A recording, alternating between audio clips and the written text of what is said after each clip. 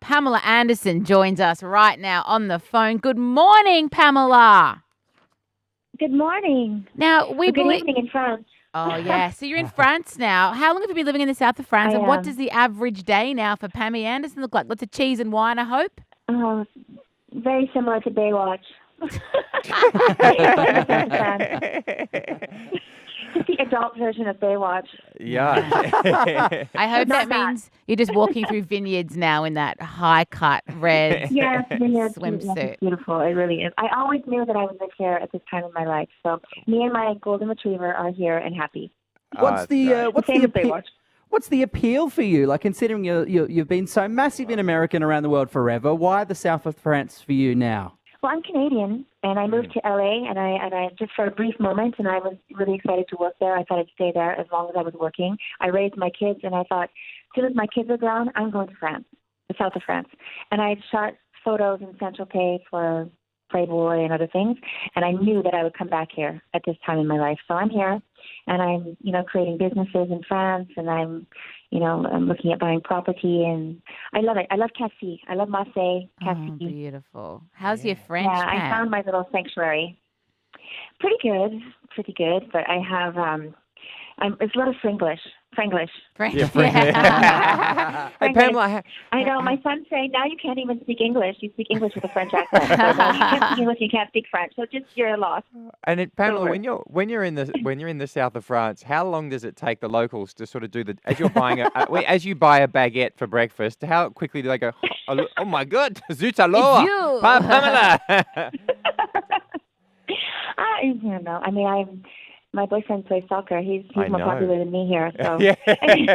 Well, your He boyfriend plays won for the World Marseille, Cup. So it's, I'm a huge Yes, he soccer did, fan, so yes. I'm well across are. your boyfriend. Yes. oh my gosh, he works too hard. The hardest working man I've ever seen. Oh my God. It's better than the opposite. It's better than having some fat beer drinking loser who just sits on the couch and does nothing. Not that I think you'd ever end up with someone Exactly. like that. The little bit of PlayStation is dwindled. It's less and less. That's soccer players. Look, life has changed a fair bit for you over the years. 22 years, you appeared on more Playboy covers than anybody else. You have the record, but now you're quite the activist, a vegan, animal rights. But not only that, for Julian Assange, you're one of his Right. biggest You're a supporters, and friend. you've been in his corner. How did that come about, and why? Why are you right behind Julian Assange? Well, I mean, I was always an activist. I have been an activist since I was a little girl. So when I was on Baywatch, I wanted to share the attention with something more meaningful. So I started, and I had this affinity with animals, and I just, I have a lot of empathy for people and vulnerable people. And so I thought, how can I find out in different countries, since this show was in 150 countries? I didn't even know there were 150 countries at that time. So I thought I could really have an impact here. I could say something more than talking about my boyfriends and my boobs. So this was really a pivotal time for me where I realized, and then I started creating animal welfare laws where there were none, speaking to politicians, speaking to world leaders, writing letters, protesting, and really seeing how that works.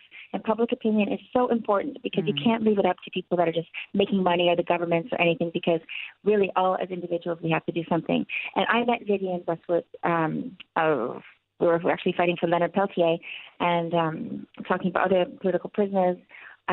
She's very involved when it comes to climate change, and she does the same thing with her business on a bigger scale, I think, than I do. So we recognize that in each other. And she said, "You need to meet Julian Assange." And I said, "I would love to meet Julian Assange." I'd written a poem, and I put his name in it at one time, and I just thought, this guy is fantastic. He's the bravest person. He's the only person speaking the truth, and I just thought he was fascinating. So I met him. I brought him a vegan lunch. He wasn't too thrilled about that, but So he Pamela, was happy. when you say, so sorry then we sorry got to on. We just sorry got to on cut with- in, but when you say you met him, so Okay. you went to the Ecuadorian embassy when he was basically holed up in there with your vegan lunch. That's where you met him. I did. I met him there, and we confused the day, Vivian and I. So I ended up there alone, but they still let me in. And so I actually had a meeting with. I know. This is like it's a comedy. It's a bit of a comedy. It's not so funny, but the That's beginning was. hilarious. And so then so then we met and we just got along. And I was very, very intimidated. I think I was very nervous at first to meet him because I wanted to ask him how to be a more effective activist. I was really fascinated and thought, how wanted to know how he was doing. And, he's a testament to the human spirit, but, everyone has I don't know if he has a limit, but he's definitely in just terrible circumstances right now, and it's really important. I'm surprised Australia hasn't done more for him. If you lived in Australia, you wouldn't be everyone's focused surprised, on unfortunately. Well, I mean, like the Australians are the best people in the world. Yeah. It's so much Thank fun. you. And a little bit. Seeing him all those years ago, I would assume. seeing him all those years ago, and then seeing him more recently, what's the difference between the Julian that kind of went into that embassy a couple of years ago and the Julian now who's facing such a really kind of a quite dire circumstances? What's the difference in the man that you know? Has he been worn down? Yes, and that was the whole point. The smear campaign, and then really, taking his voice away so he can't defend himself in public opinion, and it's just been awful. And he obviously doesn't have much control over his situation now. At least before he could work and have visitors and more in other different circumstances. I mean, I met him in a little interrogation room with a big camera over our heads and microphones taped to the table. And people thought he was paranoid before. He should just walk out of the embassy and face these bogus charges. And there were no charges. There were just, anyway, I'm sure everybody knows. I hope everyone's really looking into the details of it, especially as a fellow citizen, to realize, and also, I don't know, is it Mother's Day there? It just was Mother's Day, yeah. It is? Well, then I want to say Happy Mother's Day to Julian Assange.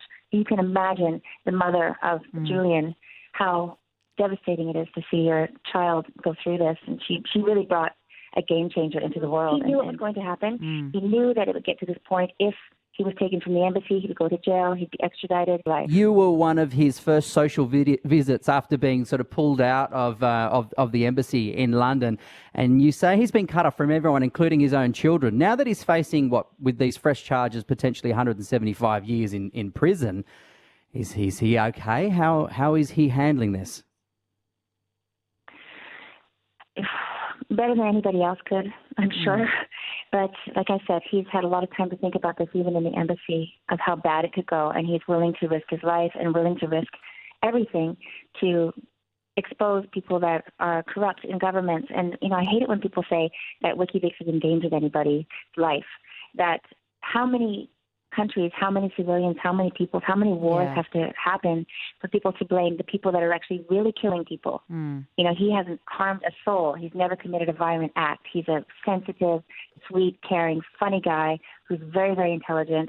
And this is his purpose. His purpose is to help, to bring attention to things that are corrupt. Yeah. And that does not go over well with these powerful people. So this is where he has no trying to put fear into people so they don't come forward. And I think more than ever, people need to come forward. It cannot be controlled by, fear tactics like this. Yeah, and well, I he's think lucky. He's so lucky to have you fighting on his behalf and bringing awareness all over the world. Well, sometimes I think, do I hinder or help? I don't know. I mean, we'll go with help, Pam, honestly. Whatever. We'll just go with help. And That's a nice person. I mean, I want, but people should write to him. How do they do that? You can write to him, go on to WikiLeaks, and you can find out, because you have to actually put your name and your date of birth and everything. You have to give a lot of information, and send the post on the envelope to get a return letter from him. And he's really in need of some support, and especially I think Australia would really cheer him up. Yeah, if that more people were. Our Prime Minister just got re-elected. If he was listening right now, his name is Scott Morrison, ScoMo. What would your message to our Prime Minister be if he was listening right now? Well, try and get Julian home. Fight for him. I mean, it hasn't been easy, and it's just he's an Australian citizen. So and Australia should be very proud of him, because I know Australians are very connected to the U.S., so people don't want to ruffle any feathers, and even the UN, which has written all these reports in favor of Julian, also have to worry about U.S. funding and things like that. So it's really the big guy picking on the underdog, and we all have to rally behind him, because you can see how it's changing. All of the publishing, how everything is being changed. Freedom of press is just going away, and this is the first exposure into what's really happening. And so, of course, they want to shut him up and keep him. Has there been any pushback on you from the US Which really is government? the Because brain you of are such a big name. Have you received any of the people reach out and say, hey, Pam, God. be quiet, shut up? What can they do to me? If they say anything to me, I immediately will tell somebody. Yeah. Well, everybody will know, and else you're going to pick on me. Okay, you're going to pick on a little girl in a red bathing suit. Go ahead. Well, Pamela Anderson, it's been a pleasure. Thank you for speaking to us today. We've got to end on some French. If we're in France, Pamela, we've got to end this interview in French. So we say merci, au revoir, Pamela. Merci beaucoup. Au revoir. Have a good day en français. I don't know any more French than Manger that. les légumes pour nous. That's eat some vegetables for us. Les légumes pour mes vegetables. Merci. Thank you, Pamela. Merci. Have a good Merci. day.